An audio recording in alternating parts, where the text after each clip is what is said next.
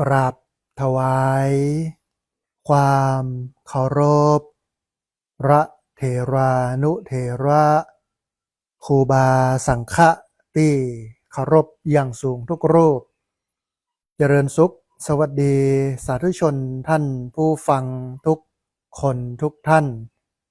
สำหรับสาธุชนท่านผู้ฟังที่ให้เกียรติรับฟังรายการธรรมาภิวัตรอันเป็นรายการวิทยุเพื่อการเผยแผ่พระพุทธศาสนาส่งเสริมการศึกษาและพัฒนาสังคมรายการนี้รับผิดชอบโดยอาตมาภาพพระสาธิตธีระปัญโยผู้อำนวยการสถาบันธรรมาภิวัตรผู้อำนวยการมูลนิธิประธานมูลนิธิธีระปัญโย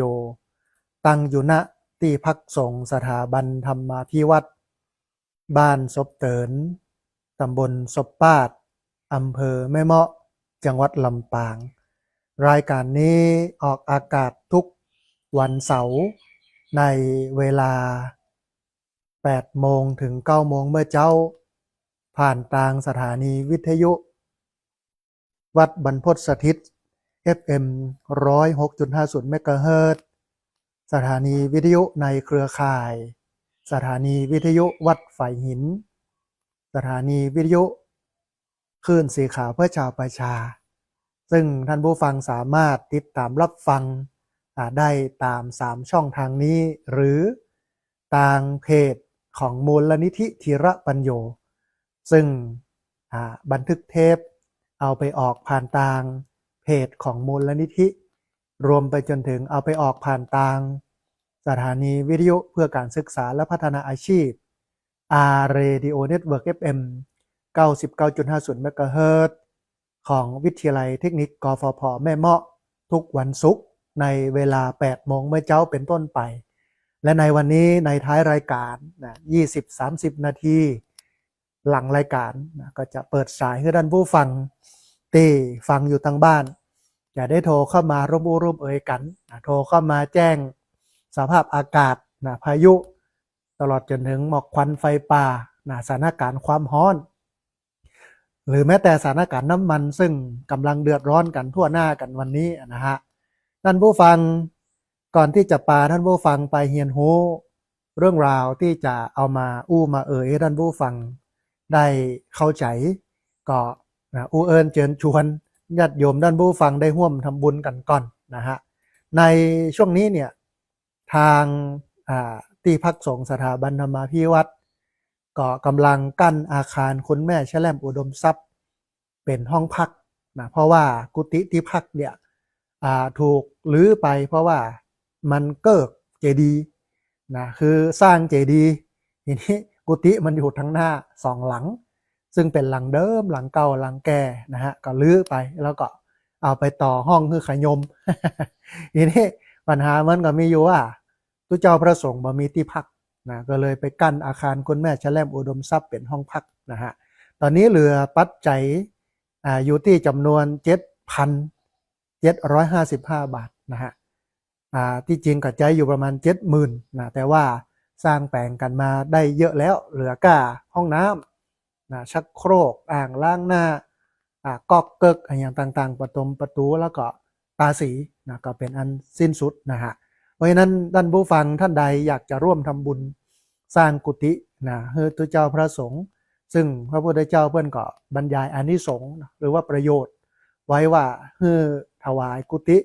ชื่อว่าได้ถวายทุกสิ่งนะความสุขทุกสิ่งเพราะว่ามันเป็นที่พักนะมันเป็นที่อุ่นใจของคนนะฮะเหมือนเราทำงานยากการเนี่ยท่านผู้ฟังเหนื่อยมากก็ใครมาพักที่บ้านเนี่ยถ้ามันสงบร่มเย็นมันสบายมันก็ม่วนนะฮะท่านผู้ฟังท่านใดที่อยากจะร่วมทำบุญสามารถร่วมทำบุญได้ที่ธนาคารกรุงไทยชื่อบัญชีที่พักสงฆ์สถาบันธรรมาภิวัตรหมายเลขบัญชี5360755318นะเป็นธนาคารกรุงไทยชื่อบัญชีที่พักสงฆ์สถาบันธรรมาภิวัตรหมายเลขบัญชี5360755318 นะฮะอันนี้ก็เป็นช่องทางที่ท่านผู้ฟังสามารถมาร่วมอนุโมทนาแล้วก็ร่วมทำบุญด้วยกันได้นะฮะท่านผู้ฟังในวันนี้อย่าอู้เอ่ยกันถึงเรื่องข่าวของพระสงฆ์นะฮะในห่วงเนี้ยมันก็ทำให้เราได้เห็นข่าวพระสงฆ์โดยเฉพาะในช่วงเดือนเมษาเนี่ยเพิ่งก็จะมีการบรรพชาอุปสมบทพระภิกษุสามเณรเข้ามาฝึกหัดพัฒนาตัวเก่าในวัดในวาถ้ามีข่าวนะก็รู้สึกว่าสะเทือนใจกันพอสมควรเนาะยับตัวเจ้า2 รูปนะเป็นพระครูฐานานุกรมรูปหนึ่งแล้วก็เป็นพระมหารูปหนึ่งกระทำชำเราและเด็กละอ่อนนะเกือบ30 รูปนะฮะทีนี้ตำรวจเปิ้นก็ไปค้นห้องไปปะตึงเบียร์ปะตึงพายนะปะตึงอันอุปกรณ์ถุงยมถุงยางเจลหล่อลื่นอย่างพวกนี้นะซึ่งถ้าเป็นพุทธศาสนิกชนที่บ่ได้ศึกษาเรียนรู้ทำความเข้าใจพุทธศาสนาหลักธรรมระบบระเบียบกรอบอะไรอย่างต่างๆก็จะทำให้เข้าใจผิดแม้แต่วันก่อนเนาะครูบาอาจารย์พระสายธรรมยุทธ์นะซึ่งเปิ้นก็มีวัดปฏิบัติประจำของเปิ้นอยู่นะที่อุปชากับลูกศิษย์ลูกหาจะต้องดูแลอุปชาโดยการล้างเท้าก่อนที่จะเข้ากุฏิก่อนที่จะเข้าศาลาลูกศิษย์ก็จะรออยู่ตรงหน้าหั่นเอาเท้ามาล้างเจ็ดนำความสะอาดหลายคนก็บอกว่ามันเป็นเจ้าขุนมูลนายมันละเมิดเรื่องสิทธิมนุษยชนเนาะแต่ถ้ามองตามหลักการในพุทธศาสนาตามหลักธรรมมันเป็นธรรมวินัยที่พึงกระทำสำหรับพระผู้บวชใหม่มาดูแลอุปถัมภ์อุปถากครูบาอาจารย์ตลอดจนถึงฝึกบ่ให้ตัวเก่านั้นมีอีโก้บ่มีตัวตนบ่เบ่งมารับใช้ครูบาอาจารย์แต่ว่าสังคมก็ประเมินว่านู่นนี่นั่นโดยที่ตัวเก่าบ่มีความรู้ทางด้านพุทธศาสนาเลยอาตมาก็ไปอ่านคอมเมนต์เนาะหลายคนก็บอกว่าต่างประเทศบ่หันเป็นอย่างนี้เลยพระต่างประเทศมันก็คนละนิกายกันโลกมันไม่ใช่นิกายหรือไม่ใช่หมู่ไม่ใช่พวกเดียวกันมันมีหลายพวกไหนก็พวกนั้นเนาะนิกายไหนก็นิกายนั้นจะเอาอันพระจีนเซาหลินมาเปรียบเทียบกับพระเถรวาทของไทยมันก็คนละเรื่อง คนละเรื่องนะคืออาตมาภาพก็มองว่าวันนี้เนี่ยภูมิเรื่ององค์ความรู้เรื่องของพระพุทธศาสนาของโยมเนี่ยของชาวบ้านเนี่ยมีน้อยทำไมถึงเป็นแบบนั้นอาตมาก็วิเคราะห์นะเพราะว่ามัวแต่ไปกินไปตานกันม่วนงานสันเล่านะฉโลมจิตใจกันแต่บ่เอาหลักการนะพุทธศาสนาอยู่ได้เนี่ยย้อนหลักการนะถ้าเราบ่ยึดหลักการยึดหลักธรรมที่มันเป็นแกนของพุทธศาสนาไว้เนี่ยเนี่ยไปเนี่ยมาล่าตามล่าเนี่ยมันก็จะเบื่ออะไรอย่างเลยนะเนี่ยไปเนี่ยมาสิ่งที่ทำอยู่เนี่ยทำในนามพุทธแต่ไม่ใช่พุทธก็ได้นะเพราะฉะนั้นเรามีหลักธรรมหรือว่ามีหลักการ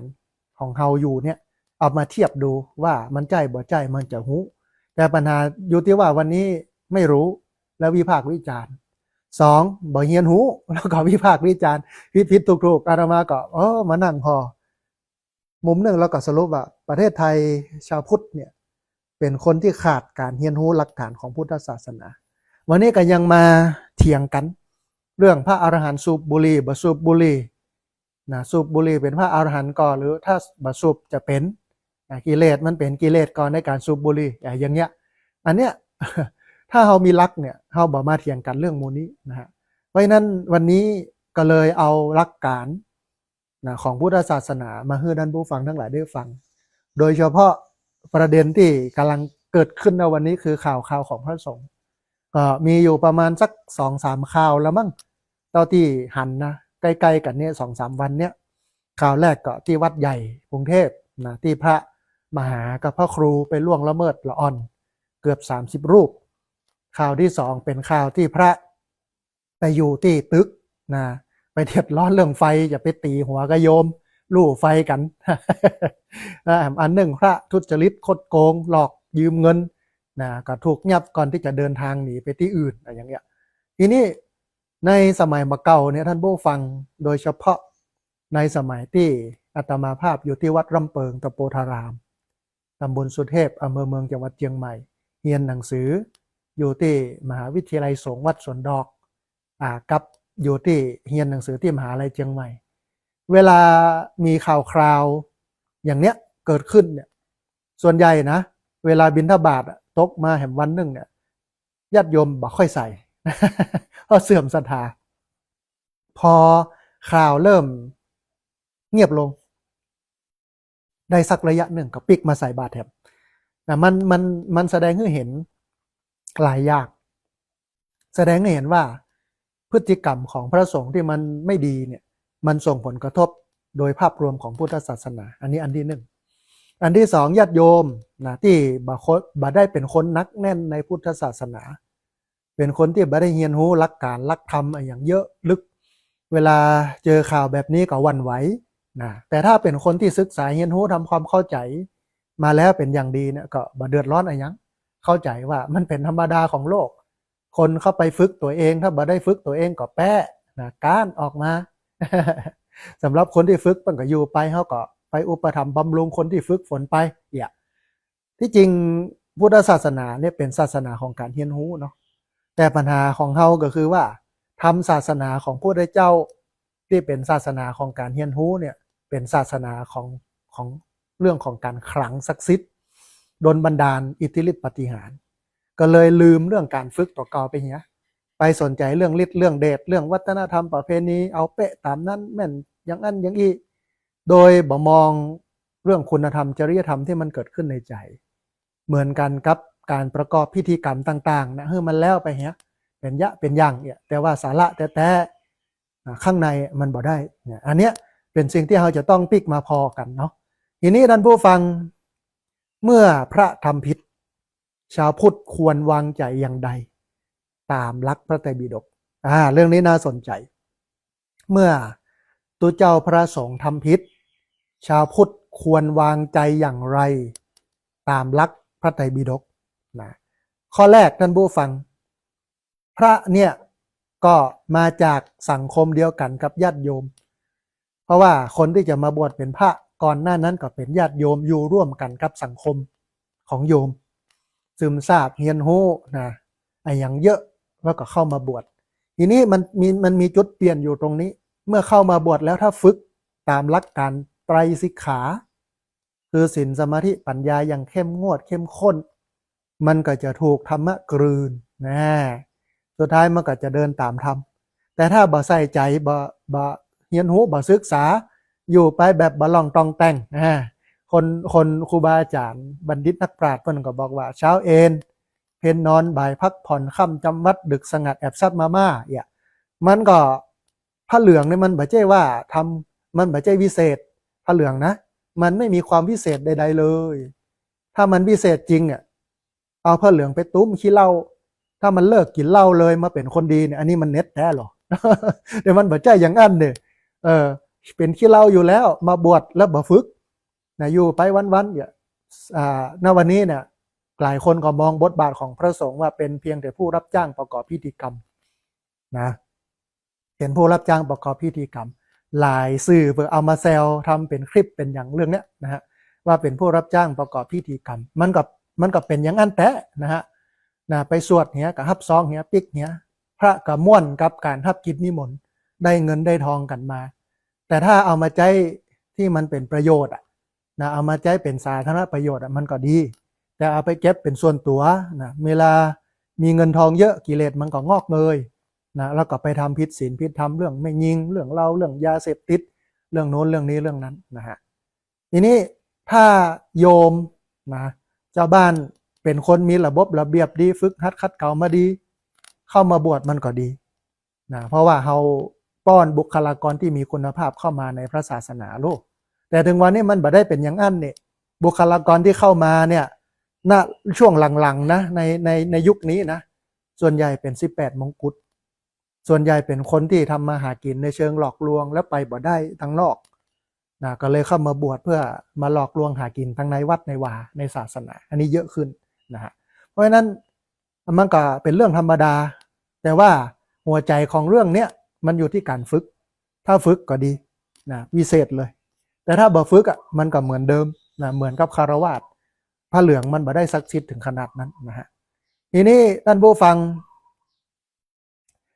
ตัวเจ้ากึกตึงวันเนี่ยมันบ่ได้เกิดมาเป็นพระอริยบุคคลเป็นบุคคลที่หมดกิเลสแต่ว่ามันล้วนเติบโตมาจากครอบครัวเติบโตมาจากโรงเรียนเติบโตมาจากสังคมเดียวกันกับพี่น้องชาวบ้านทั่วประเทศ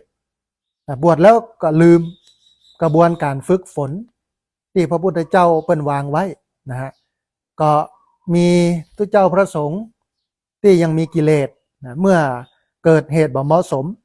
พุทธเจ้าจึงทรงบัญญัติสิกขาบทก็คือบัญญัติวินัยเพิ่มเพื่อพระไปปฏิบัติการบัญญัติวินัยของพุทธเจ้าเนี่ยบ่ได้บัญญัติไว้ก่อนแต่ว่าเมื่อเรื่องเกิดขึ้นปุ๊บนะพระพุทธเจ้าก็บอกต่อไปบ่ต้องไปเนี่ยอย่างอินเป็นศีลของตัวเจ้าเพื่อปฏิบัติกันนะเนี่ยเกิดเรื่องขึ้นมาก็ยกมาเป็นตัวอย่างแล้วก็บอกว่าตัวเจ้าพระสงฆ์บอกควรจะไปประพฤติปฏิบัติแบบนี้อย่างเงี้ยนะฮะทีนี้ท่านผู้ฟังในมหาปรินิพพานสูตรพุทธเจ้าได้ตรัสไว้ว่าธรรมและวินัยคือธรรมะแล้วก็วินัยในพระพุทธศาสนาเนี่ยจักเป็นศาสดาของเธอทั้งหลายหมายความว่าพระองค์นั้นบ่ได้ฝากศาสนาไว้กับบุคคลบ่ได้ฝากศาสนาไว้กับใครสักคนเลยในสมัยที่พระพุทธเจ้ายังมีพระชนมาชีพอยู่แล้วก็ในปลายของพระองค์80อายุ70ปลายก่อนจะปรินิพพานเนี่ยทั้งที่ในยุคนั้นสมัยนั้นมีพระสาวกซึ่งเป็นผู้มีความรู้ความสามารถเป็นเอตทัคคะเก่งหลายรูปพระเจ้าบ่มอบศาสนาให้ใครเพื่อมาเป็นศาสดาแทนพระองค์หลังจากที่พระองค์ได้ปรินิพพานไปแล้วเพียงแต่ว่ายกเอาธรรมวินัยเนี่ยมาเป็นหลักเลยนะบอกว่าต่อไปนี้ธรรมวินัยนั้นจะเป็นศาสดาแทนพระองค์นะฮะมีอยู่2อย่างแล้วก็ถ้ามองลึกไปกว่านั้นเดิมทีพุทธศาสนาไม่ได้ชื่อว่าพุทธศาสนา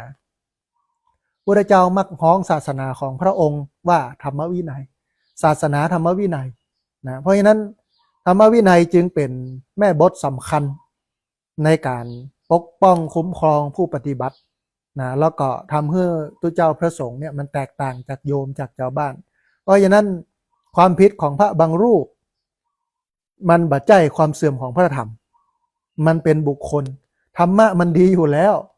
นะแต่คนมันบ่ดีเพราะมันบ่เอาธรรมะไปปฏิบัติถ้าเอาธรรมะไปปฏิบัติเนี่ยมันก็ดีถ้าบ่ปฏิบัติมันก็บ่ดีอันนี้คือข้อแรกนะฮะข้อที่2ท่านผู้ฟังท่านบอกว่าพระวินัยมีไว้เพราะมนุษย์ยังมีกิเลสหลายคนเข้าใจว่าสมัยก่อนพระดีหมดบัดใจนะ แต่ความจริงในพระไตรปิฎกเนี่ยมันระบุชัดมีเหตุการณ์ที่ทำให้ต้องบัญญัติพระวินัยเป็นลำดับนะฮะดูได้ในพระวินัยปิฎกนะซึ่งแสดงว่าพระพุทธเจ้าเนี่ยทรงยอมรับความจริงของมนุษย์ว่ามนุษย์เนี่ยมันมีตึงดีมีตึงบ่ดีนะฮะแล้วก็มีบ่ดีนักกว่าจึงสร้างระบบตรวจสอบและแก้ไขนะฮะอาบัติ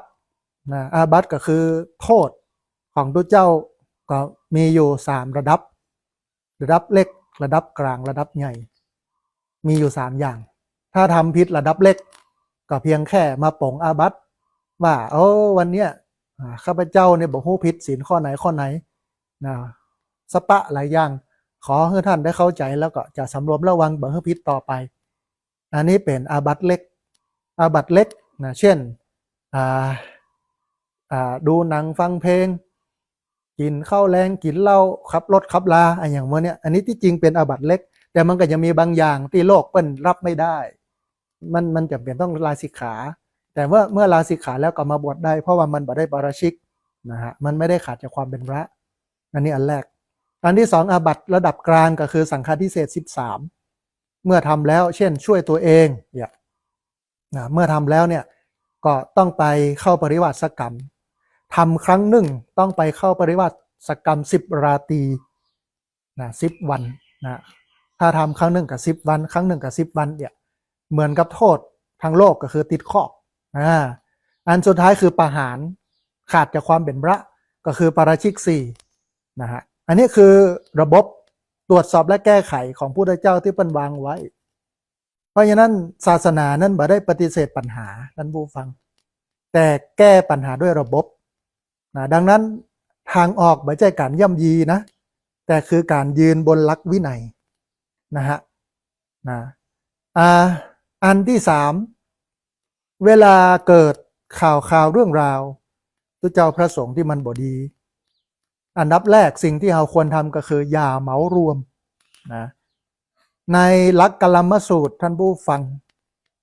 ในยุคข่าวที่มันรวดเร็วโซเชียลที่มันแหงเนี่ยเฮามักหันการเหมารวมว่าพระก็เป็นอย่างเงี้ยทั้งหมดอะนะฮะก็อย่างที่ออกข่าววัดยานนาวาเนาะหลายคนก็มองว่าโอ้พระทั่วประเทศก็น่าจะเป็นอย่างอันก้าอย่างอันนี้คือคิดแบบเหมารวมนะแต่ในหลักกลมสูตรท่านผู้ฟังพระพุทธเจ้าตรัสว่าอย่าเชื่อเพราะคำเล่าลืออย่าเชื่อเพราะกระแสพิจารณาด้วยปัญญานะจะไปเชื่อเพราะมันเป็นข่าวลือจะไปเชื่อเพราะมันเป็นกระแสเฮาพิจารณาด้วยปัญญาพอว่ามันแต้บ่แต้หลักนี้ใจได้กับข่าวพระได้อย่างดีนะอันแรกคือบ่เชื่อทันทีอันที่สองบ่แชร์ด้วยอารมณ์อันที่สามมาเหมารวมทั้งคณะสงฆ์นะฮะอันแรกบ่เชื่อทันทีอันที่สองบ่แชร์ด้วยอารมณ์อันที่สามมาเหมารวมด้วยคณะสงฆ์บ่เหมารวมทั้งคณะสงฆ์การเหมารวมคืออคติโดยเฉพาะโทสาคตินะลำเอียงเพราะโคดนะฮะหันข่าวตัวเจ้าบดีบ่เข้าวัดเข้าว่าบ่ใส่บาตรทำบุญบ่กินบ่ทานละอย่าไปเปลี่ยนเป็นศาสนาอื่นละอันเนี้ยคิดแบบเหมารวมแล้วกัดตัดโอกาสตัวเก่าที่จะได้ทำบุญก็มันบ่ดีอยู่กรุงเทพปุ้นท่านผู้ฟังตู้เจ้าตังเหนือเฮาก็ยังมีดีหลายรูปโลกเนาะแต่จะไปคิดเหมารวมว่ามันบ่ดีเหมือนกันทั้งหมดอันนั้นเนี่ยมันบ่ใช่อย่างกรณีที่ผ่านมาเนี่ยที่เมืองเถินอำเภอเถินจังหวัดลำปางรถกุ้งนะรถขนส่งกุ้งไปตกข้างทางนะกุ้งเฮียเบอร์คนก็ไปเก็บนะเก็บเสร็จแล้วก็เจ้าของกุ้งเพิ่นก็ไปแจ้งความนะเกือบ30คนมั้งไปดำเนินคดี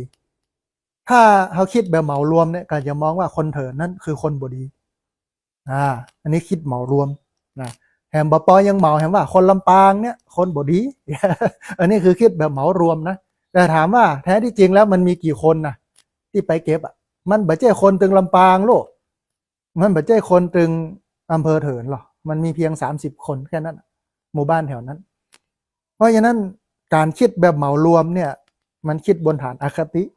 นะบ่ต้องคิดแบบเหมารวมต้องคิดแบบแยกส่วนแล้วก็อย่าไปเชื่อโดยทันทีบางเรื่องบางอย่างบางข่าวแต่ที่จริงเรื่องที่วัดใหญ่ที่พระครูกับพระมหาไปกระทำชำเราเนรเนี่ยตอนแรกข่าวก็ออกว่า30รูปบางสำนักก็บอก15เนี่ยอันเนี้ยคือความเป็นข่าวที่จริงพระอาจารย์ก็อาตมาภาพก็สนิทกับนักข่าวทุกสำนักในลำปางรวมทั้งระดับชาติอันนี้บอกไว้ก่อนนะ สนิทมากนะกับนักข่าวแต่เวลาเพิ่นออกข่าวเนี่ย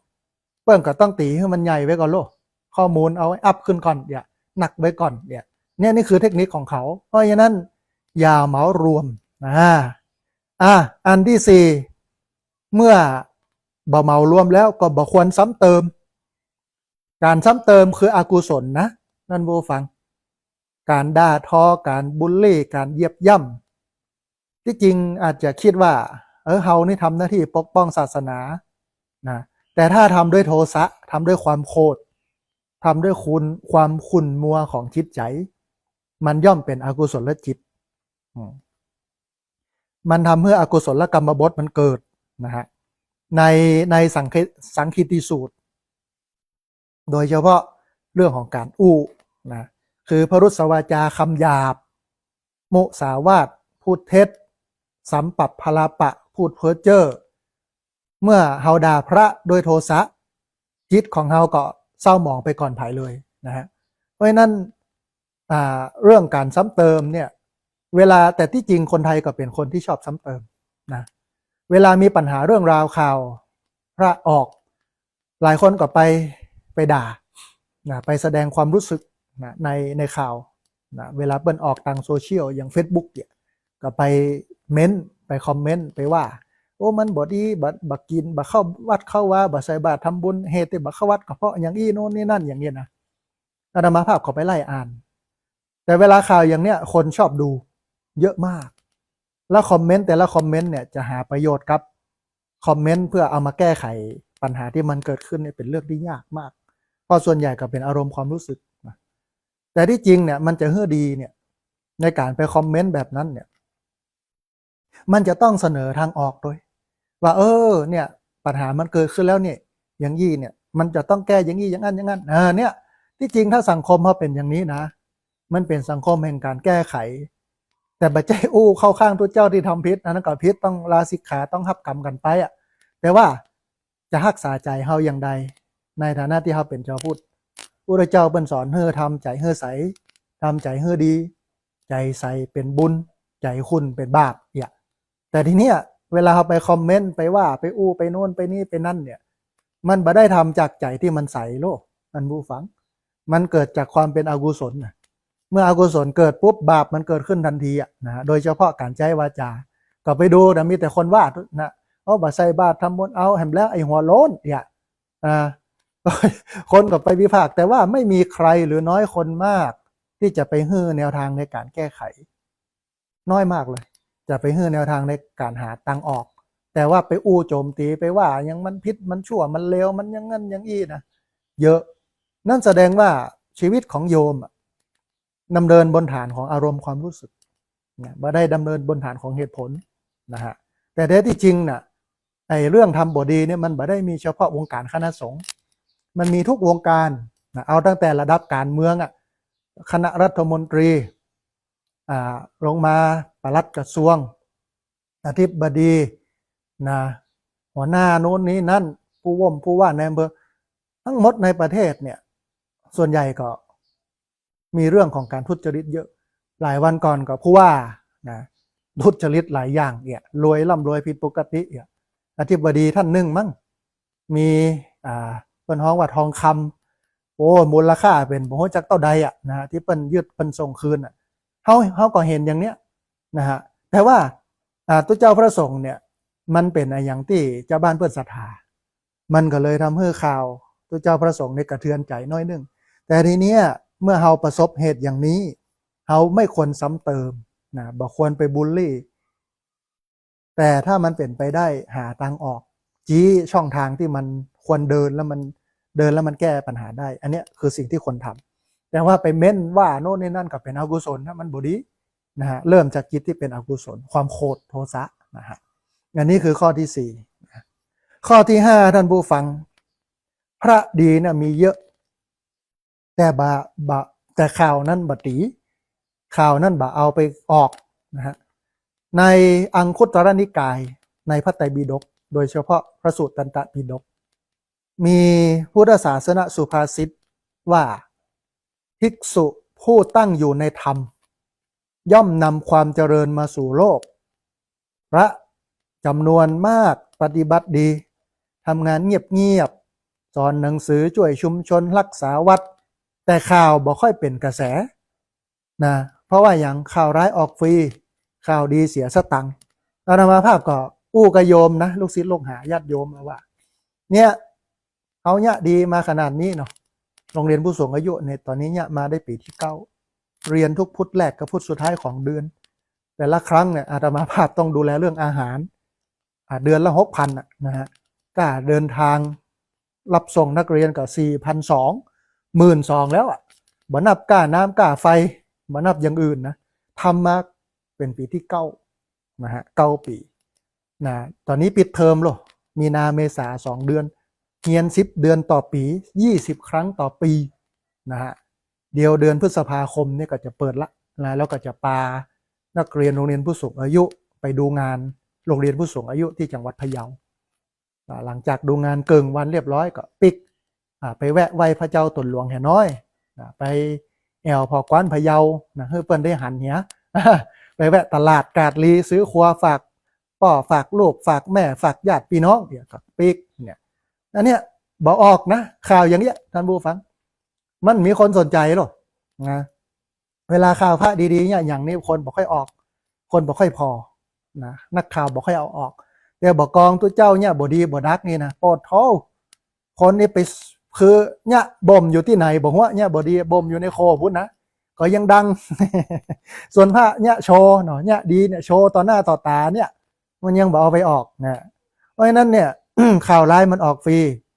ข่าวดีมันเสียสตังค์นะฮะเพราะฉะนั้นมันจำเป็นอย่างยิ่งที่จะต้องสนับสนุนพระดีขยายสิ่งที่มันสร้างสรรค์รักษาศรัทธาด้วยปัญญานะฮะไม่ใช่ว่าลู่ไหลไปตังที่มันบ่ดีแต่ถ้าจะออกข่าวดีๆต้องเสี่ยงสตังค์นะข่าวร้ายออกฟรีข่าวดีเสียสตังค์ยังแต่ว่าวันซื้นนะวันที่19เนี่ยอาตมาภาพเป็นคณะอนุกรรมการศูนย์พัฒนาครอบครัว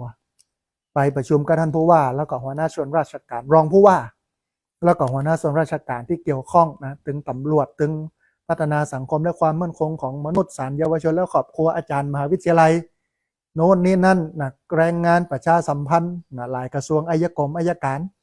ประชุมกันเอาออกข่าวออก Facebook ของอาตมาภาพคนไปพอเหี่ย40 คนนั่นนะท่านผู้คนไปพอไปกดไลค์เหี่ย40 คนนั่นนะแต่บอกกองข่าวภาพออกมาอย่างเนี้ยปวดเท้าไปกดกันเป็นแสนวะนะไปคอมเมนต์กันเป็นหมื่นนะแต่ว่าไปดูคอมเมนต์ที่มันจะใจได้นะมีสัก5 อันเนี่ยนะอย่างเงี้ยนี่คือใจของพุทธศาสนิกชนเองว่าชอบแบบนั้นใช่ไหมมันก็ต้องไปชอบของดีกันมันต้องไปชอบของบดีได้ยาใดมันเป็นอกุศลนะฮะอันนี้คือข้อที่5ข้อสุดท้ายข้อที่6นะฮะสรุปตามหลักพระพุทธศาสนาท่านผู้ฟังศาสนาอยู่ได้ด้วยธรรมวินัยอยู่ได้ด้วยคำสอนที่มันเป็นธรรมวินัยมีอยู่2 อย่างธรรมะก็คือธรรมะนะวินัยก็คือข้อปฏิบัตินะมีตึงคำสั่งมีตึงคำสอนธรรมะนี่เป็นคำสอนวินัยเป็นคำสั่งนะฮะบุคคลผิดได้นะผิดได้นะแต่ธรรมะผิดบ่ได้มันธรรมะนี่มันบ่ผิดแต่คนมันผิดคือมันไม่ปฏิบัติตามธรรมะโทสะบ่เคยแก้ปัญหาได้แต่ความโกรธความมิ่งความที่มันจิตใจบ่ดีเกิดขึ้นในใจมันแก้ไขปัญหาบ่ได้นะแต่สิ่งที่จะแก้ไขได้ก็มีอยู่3 ตัว1ปัญญา2เมตตา3ระบบวินัยอันนี้คือทางออกนะแทนที่จะไปอู้ไปจมส่วนใหญ่อาตมาภาพจะเป็นอย่างนี้เวลาลูกศิษย์ลูกหาที่ทำงานด้วยกันเนี่ยมาปรึกษาส่วนใหญ่ไม่ได้ปรึกษามาเพียงแต่เป็นจม เพียงแค่จมเพื่อฟังอย่างนั้นอย่างนี้คนนั้นเป็นอย่างนั้นคนนี้เป็นอย่างนี้คนนั้นเนี่ยอย่างนั้นอาตมาภาพขอถามว่าอันนี้มันเป็นปัญหาแม่นก่อแม่นแล้วเอาหูเรามาก่อนว่ามันเป็นปัญหาไหนลองหาทางออกเหรอมิอาตมาภาพก็เลยบอกเนี่ยไงเฮามันคนชอบจมนะถ้าบ่จมเนี่ยดีนะทีนี้เวลามีปัญหาขึ้นมาบ่ต้องไปหาว่าไผเนี่ยไผทำสิ่งแรกที่ควรทำคือแก้ยังไงไปหาวิธีแก้ปัญหาดีกว่ามานั่งจมนั่งซ้ำหรอในหลักการของสภาผู้บริโภคคนที่เป็นนักผู้บริโภคเพิ่นบอกว่า100,000,000 คำบ่นไม่สู้1ร้องเรียนคือมุ่งไปที่ปัญหาไปแก้ปัญหาพุทธไม่ใช่ว่าอาจจะต้องมานั่งจมนั่งซ้ำซึ่งมันไม่สามารถจะแก้ไขได้นะฮะทีนี้ทางออกของพระที่บวชในวันนี้ก็คือผลผลิตของสังคมเมื่อวันวานนะท่านผู้ฟังอิทธิพลของประเทศอิทธิพลของรัฐอิทธิพลของสังคมที่มันหุ้มศาสนาไว้แต่ละที่มันก็บ่เหมือนกันอย่างลาวเนี่ยมันก็ไม่ใช่เหมือนเฮาคนละอย่างพม่าก็คนละอย่างนะเวียดนามก็คนละอย่างศรีลังกาก็คนละอย่างอินเดียก็คนละอย่างจีนซ้ำคนละอย่างไปเลยคนละนิกายไปเลยเพราะฉะนั้นเนี่ยสังคมมันเป็นแบบไหนมันก็จะผลิตนักบวชแบบนั้นสังคมมันเป็นแบบใดก็จะผลิตนักการเมืองแบบนั้นนะอย่างที่ผ่านมาเนี่ยเวลาเกิดปัญหาเนาะตอนนี้มีปัญหาเรื่องน้ำมันแพง มีปัญหาเรื่องของรายจ่ายมันสูงขึ้นสินค้าอุปโภคบริโภคมันสูงขึ้นหลายคนกระจมหานักการเมืองที่มีคุณภาพว่าอยากได้นักการเมืองที่ดีอยากได้นักการเมืองที่มีคุณภาพแต่เวลาเลือกไปเลือกเอาคนที่แจกสตังค์ มันก็ตลกอ่ะท่านผู้ฟังเวลาไปเลือกเอาเลือกคนที่แจกตังค์คนที่บ่แจกตังค์บ่เลือกแต่ว่าเวลามีปัญหาขึ้นมาปุ๊บอยากจะได้นักการเมืองที่มีคุณภาพก็เปิ้นซื้อตัวเก่ามาโลซื้อแล้วมาเป็นแล้วเปิ้นก็จะถอนทุนเปิ้นไปจะได้คิดถึงตัวเองตัวเก่าเนี่ยบ่ได้อยู่ในสมการในการเจริญก้าวหน้าทั้งด้านการเมืองของเขานะฮะเนี่ยมันต้องทำให้มันถูกฝาถูกตัวเพราะฉะนั้นท่านผู้ฟังทางออกของพระที่บวชวันนี้นะก็คือผลผลิตของสังคมเมื่อวันวานถ้าจะตำหนิก็ต้องยอมรับว่าเราทุกคนอยู่ในระบบเดียวกันเป็นอย่างเดียวกันเนี่ยทุกวงการมันไม่ใช่จะเป็นเฉพาะวงการพระวงการครูก็เป็นวันก่อนก็ออกข่าวครูนักเรียนไปนะวันก่อนก็ตำรวจนะอย่างเงี้ยวันก่อนก็หมอคือทุกสังคมมันมีแบบนี้ทั้งหมดแต่ว่าพระนะมันมีจุดอ่อนอันหนึ่งก็คือเป็นผู้ที่ขอเข้าขอน้ำขอการอุปถัมภ์อุปถากจากญาติโยมนะก็ต้องอยู่ในระบบในระเบียบเพราะฉะนั้นเวลามีปัญหาแบบนี้เกิดขึ้นพุทธศาสนิกชนทั้งหลายเนี่ยจะต้องทำใจให้ลึกนึกให้ไกลนะทำใจให้กว้างคิดให้ลึกนึกให้ไกลทำใจให้กว้างต้องคิดให้ลึกนะต้องนึกให้ไกลแล้วก็ทำใจให้กว้าง3อย่างนี้ท่านผู้ฟังคิดให้ลึกนึกให้ไกลทำใจให้กว้างถ้าเราทำ3ข้อนี้แล้วก็คิดเขาจะหันองค์ประกอบจะหันไอ้ยังเป็นไอ้ยังชัดเจนแต่ถ้าบักเกิด3เรื่องนี้นะฮะเขาก็เอาอารมณ์ความรู้สึกเข้าไปใส่มันก็จะลู่ไหลไปทางที่มันเป็นอกุศลทางบดีแต่ที่จริงเขาสามารถเปลี่ยนอกุศลให้เป็นกุศลได้นะฮะอันนี้ก็เป็นอันหนึ่งท่านผู้ฟังขณะนี้ท่านผู้ฟังกำลังติดตามรับฟังรายการธรรมาภิวัตรอันเป็นรายการวิทยุเพื่อการเผยแผ่พระพุทธศาสนาส่งเสริมการศึกษาและพัฒนาสังคมรายการนี้รับผิดชอบโดยอาตมาภาพพระสาธิตธีระปัญโยประธานมูลนิธิธีระปัญโยตั้งอยู่ณที่พักสงฆ์สถาบันธรรมาภิวัตรบ้านศพเตินตำบลศพปาดอำเภอแม่เมาะจังหวัดลำปางรายการนี้ออกอากาศทุกวันเสาร์วันอาทิตย์8 โมงถึง 9 โมงนะฮะท่านผู้ฟังสามารถติดตามรับฟังได้ทุกวันเสาร์วันอาทิตย์เวลา8 โมงถึง 9 โมงนะผ่านทางสถานีวิทยุวัดบรรพตสถิต FM 106.50 เมกะเฮิรตซ์สถานีวิทยุในเครือข่ายสถานีวิทยุคลื่นสีขาวพระชาวประชาซึ่งมีอยู่หลายคลื่นหลายสถานีหลายจังหวัดออกอากาศผ่านทางสถานีวิทยุวัดฝายหินพร้อมทั้งไลฟ์สดผ่านทางสถานีวิทยุวัดฝายหินโดยแล้วก็บันทึกเทปเอาไปออกผ่านทางสถานีวิทยุเพื่อการศึกษาและพัฒนาอาชีพRadio Network FM 99.50 เมกะเฮิรตซ์ของวิทยาลัยเทคนิคกฟผ.แม่เมาะทุกวันศุกร์เวลา 8 โมงเมื่อเจ้าเป็นต้นไปนะและเอาไปออกผ่านทางเพจของมูลนิธิธีระปัญโยซึ่งช่องทางสุดท้ายทางหลังนี้ท่านผู้ฟังสามารถไปติดตามรับฟังย้อนหลังไปก๊อปปี้ลิงก์ไปคัดลอกลิงก์เอาไปส่งเอาไปแชร์นะให้กับญาติธรรมทั้งหลายได้ยินได้ฟังกันได้แถมตัวนะฮะท่านผู้ฟังท่านใดที่อยากจะร่วมทำบุญเนาะกับการกั้นอาคารคุณแม่แชลมอุดมทรัพย์นะที่เป็นห้องพักของอันพระสงฆ์ซึ่งในอดีตที่ผ่านมาได้เตกุฏินะลบเจดีย์นะก็เลยบ่มีที่พักก็เลยกั้นอาคารเป็นที่พักของพระสงฆ์นะเพราะฉะนั้นท่านผู้ฟังท่านใดที่อยากจะร่วมทำบุญสามารถทำบุญได้ที่ธนาคารกรุงไทยชื่อบัญชีที่พักสงฆ์สถาบันธรรมาภิวัตรหมายเลขบัญชี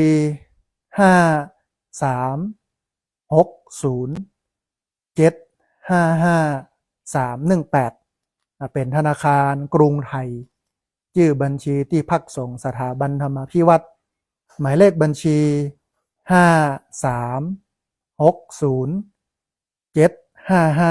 5360755318นะฮะท่านผู้ฟังตอนนี้ได้เวลาเปิดสายท่านผู้ฟังที่ฟังอยู่ทางบ้าน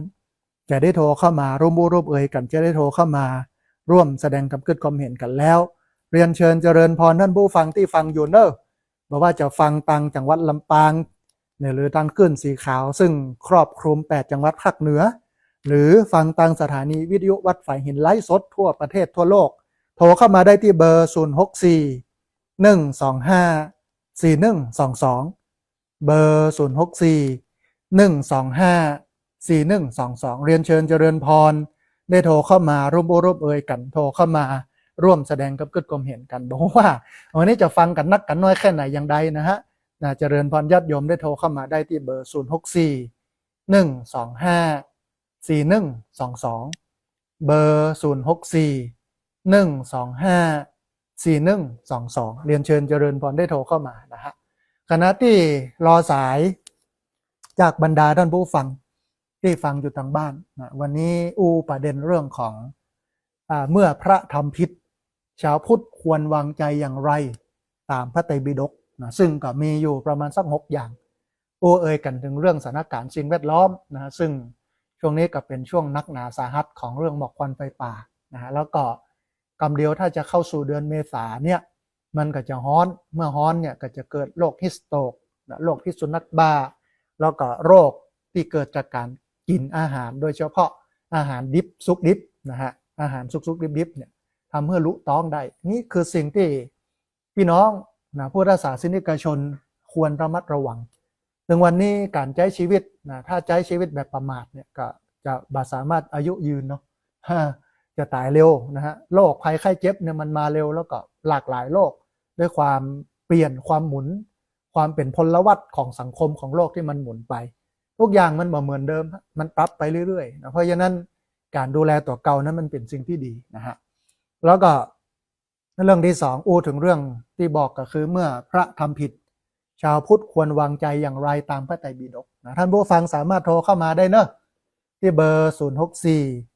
125 4122เบอร์064 125 4122เรียนเชิญเจริญพรนะฮะมาทวนแห่งกรรมเนื่องตะกี้ถึงเรื่องเมื่อพระทำผิดชาวพุทธควรวางใจอย่างไรตามพระไตรปิฎกนะอันแรกเนี่ยมันก็จะต้องเข้าใจว่าพระก็มาจากสังคมเดียวกันกับเฮาถ้าสังคมดีก็พระก็ดีถ้าสังคมบ่ดีพระก็บ่ดีแต่ในทางเดียวกันถ้าสังคมถึงแม้ว่าสังคมมันจะบ่ดีแต่ระบบของพุทธศาสนาที่มีศีลมีสมาธิมีปัญญาอยู่ในนั้นอย่างมั่นคงแล้วก็คนปฏิบัติตามระบบศีลระบบสมาธิระบบปัญญาตามนั้นมันก็จะดีพอดีมีสายเข้ามาสายหนึ่งเดี๋ยวครับสายนี้ก่อนเปิ้นจะว่าอย่าใดพ่องเจริญพรสาธุโยมแม่ฟังจากตังใดโอ้แม่แก้วอยู่จอมตองบ้านขวงเปาเนาะแม่เนาะสัญญาณชัดเจนก่อแม่วันนี้สัญญาณดีก่อโอ้อนุโมทนาบุญกับแม่ที่ติดตามรับฟังเนอะสาธุนะโยมแม่สาธุนะสายแรกโทรเข้ามาจากจอมตองอำเภอบ้านขวางเปานะฮะให้กำลังใจกันพี่น้องเชียงใหม่เนาะพี่น้องที่ฟังอยู่เนอะเชียงใหม่ลำพูนลำปางแปน่านพะเยาเชียงรายแม่ฮ่องสอนหรือฟังผ่าน Facebook ของวัดฝ่ายหินทั่วประเทศทั่วโลกโทรเข้ามาเนอะที่เบอร์064 125 4122เบอร์064 125 4122นะฮะมาต่อข้อที่2เพื่อนบอกว่าพระวินัยนะมีไว้เพราะว่ามนุษย์ยังมีกิเลสเวลาพระเจ้าเปิ้นบัญญัติวินัยเนี่ยเปิ้นก็ต้องรอดูว่าทุกเจ้าพระสงฆ์เนี่ยบ่ดีอย่างพ่องนะถ้าเกิดเนี่ยขึ้นมาปั๊บเปิ้นก็บอกว่าอันนี้บ่ควรทำเป็นวินัยข้อหนึ่งที่ทุกเจ้าควรปฏิบัติมาอย่างเงี้ยเรื่อยแต่คิดว่าถ้าพระเจ้าอยู่จนถึงวันนี้นะป ปดท่อถ้าทำมาวินัยคงจะยาวเป็นศอกเป็นวาพวกนะเพราะว่า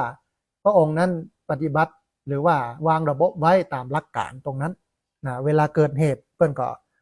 แก้นะไม่ใช่ว่าสร้างไว้เพื่อรอมันเกิดขึ้นมาเพื่อนก็บอกว่ามันก็เหมือนฝีอะถ้ามันมีฝีเกิดขึ้นจะเอาที่ปะแผลไปใส่ยังได้จะไปปะได้ยังได้มันก็ต้องเกิดเป็นฝีขึ้นมาก่อนถึงจะแปะได้มันก็มองในมิตินี้นะฮะแฮมอันหนึ่งเรื่องการเหมารวมนะการเหมารวม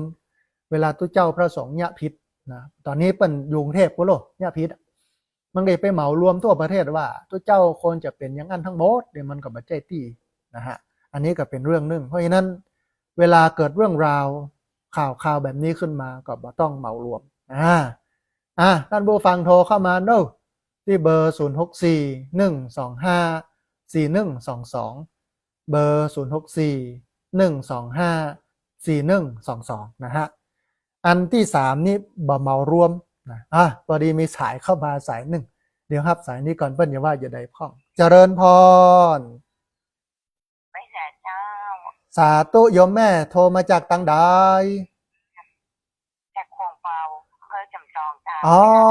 ขวงเปาจอมตองโอ้มาเดียวกันกับสายโยมแม่สายแรกเลยเนาะแม่ยายแก้วกะเปิ้ลโทรมาเป็นสายแรกเลยนะตะกี้นะแม่ยายอ่อนแม่อ่อนเนาะสัญญาณชัดเจนเนาะแม่เนาะสาธุอนุโมท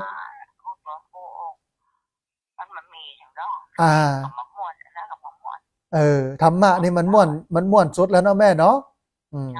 แม่ก็ติดตามรับฟังกันต่อไปเนอะบ่ลืมกันเนอะ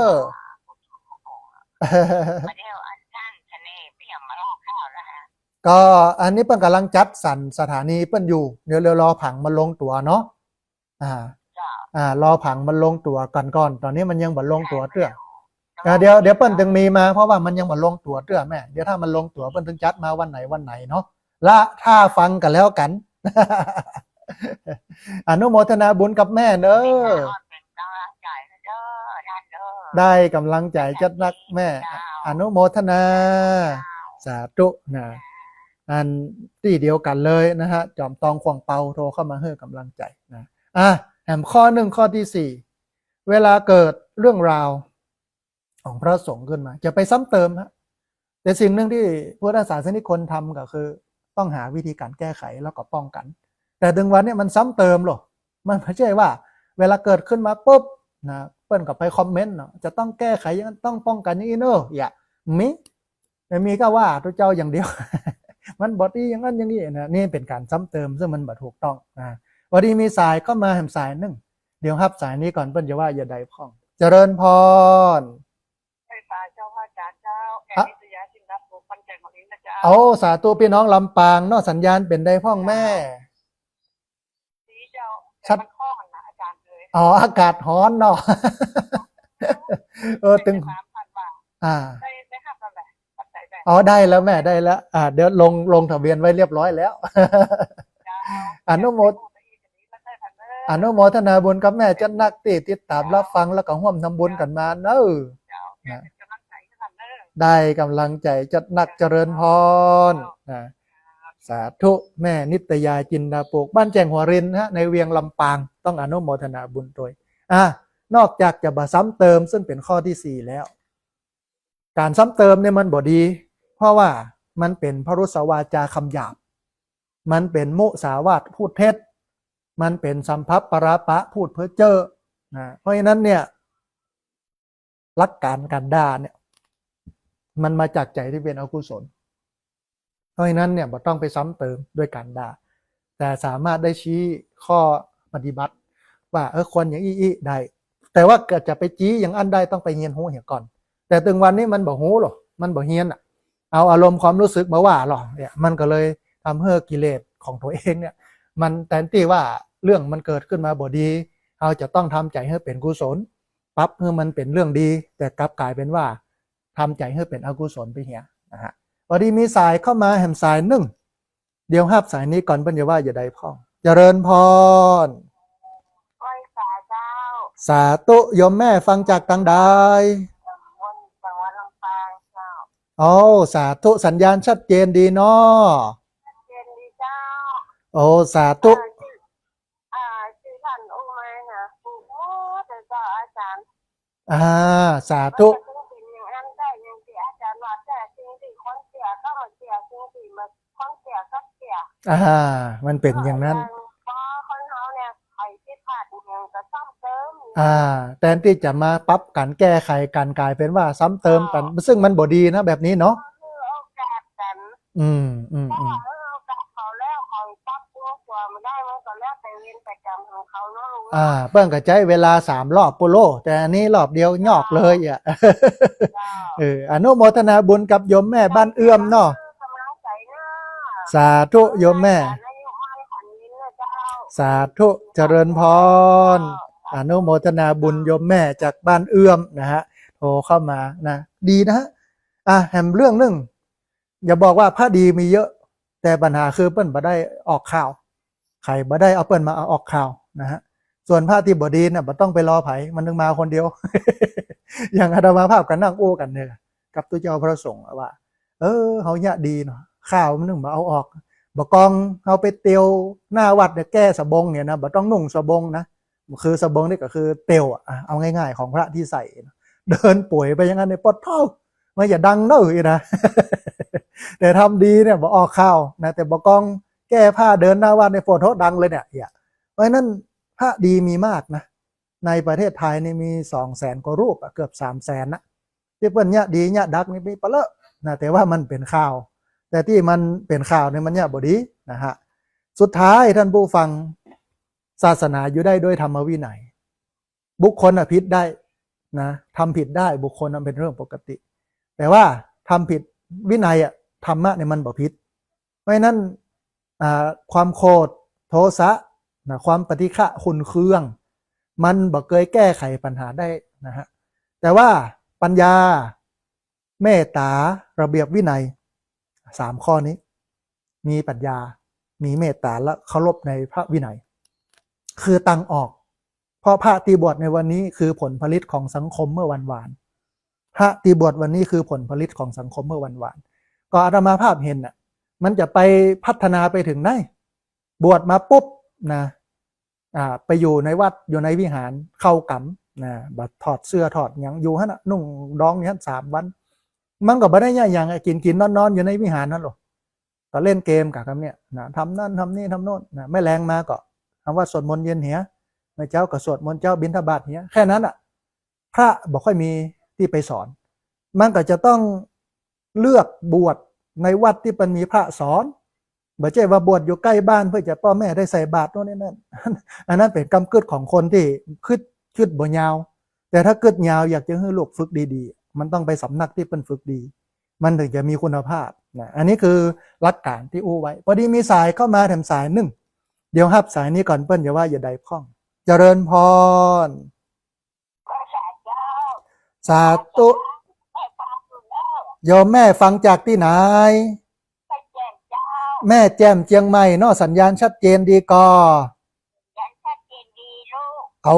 อนุโมทนาบุญโยมแม่ที่ติดตามรับฟังนะแม่ชื่ออะไรยังแม่ขันแก้วเอาของอำเภอแม่แจ่มเนาะโอ้สาธุอนุโมทนาบุญกับโยมแม่ที่ติดตามรับฟังแล้วก็โทรเข้ามาให้กำลังใจกันเนอะสาธุแม่เจริญพ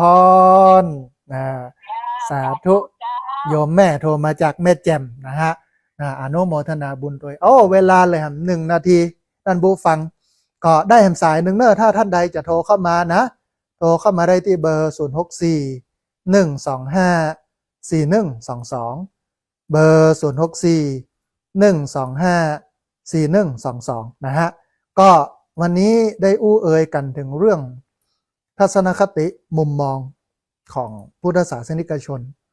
โดยเฉพาะในพระไตรปิฎกที่เปิ้นอู้ไว้ว่าเมื่อพระทำผิดชาวพุทธควรวางใจอย่างไรนะได้ประมาณ6 ข้อหวังว่าญาติโยมคงจะได้เข้าใจแล้วก็เอาไปปฏิบัติกันในวันพรุ่งนี้ติดตามรับฟังกันต่อนะแห่งวันหนึ่ง8 โมงถึง 9 โมงนะ เดี๋ยววันพรุ่งนี้จะเป็นเรื่องอะไรอย่างเดี๋ยวรอติดตามรับฟังกันวันนี้เวลาของรายการหมดลงแล้วอาตมาภาพพระสาธิตธีระปัญโยผู้ดำเนินรายการธรรมาภิวัตรนั่นเป็นรายการวิทยุเพื่อการเผยแผ่พระพุทธศาสนาส่งเสริมการศึกษาและพัฒนาสังคมต้องเอารายการนี้จากลาท่านผู้ฟังทั้งหลายไปก่อนกราบขอบพระคุณครูบาอาจารย์พระเถรานุเถระครูบาสังฆะที่เคารพอย่างสูงทุกรูปอนุโมทนาบุญกับญาติโยมทุกคนทุกท่านที่ติดตามรับฟังแล้วก็ทุกคนทุกท่านที่โทรเข้ามาสุมาภัยญาติโยมที่โทรเข้ามาแล้วบัดทิศโทรเข้ามาแล้วบัดได้รับสายอนุโมทนาบุญกับเจ้าของเครื่องเจ้าของสถานีและเจ้าหน้าที่ที่ดูแลการออกอากาศการส่งกระจายเสียงเอาธรรมะดีๆแบบนี้ไปให้ท่านผู้ฟังทั้งหลายได้ติดตามรับฟังวันนี้สัพพพุทธานุภาเวนะด้วยเดชเดชะอนุภาพของพระพุทธเจ้าสัพพธรรมานุภาเวนะด้วยเดชเดชะอนุภาพของพระธรรมเจ้าสัพพสังฆานุภาเวนะด้วยเดชเดชะอนุภาพของพระสังฆเจ้าศรัทธาสุทธีพระวันตุเตขอความสุขความเจริญในธรรมจงบังเกิดมีแด่บรรดาศรัทธาสาธุชนทุกคนทุกท่านตลอดการเป็นนิจเทินจะเริญพร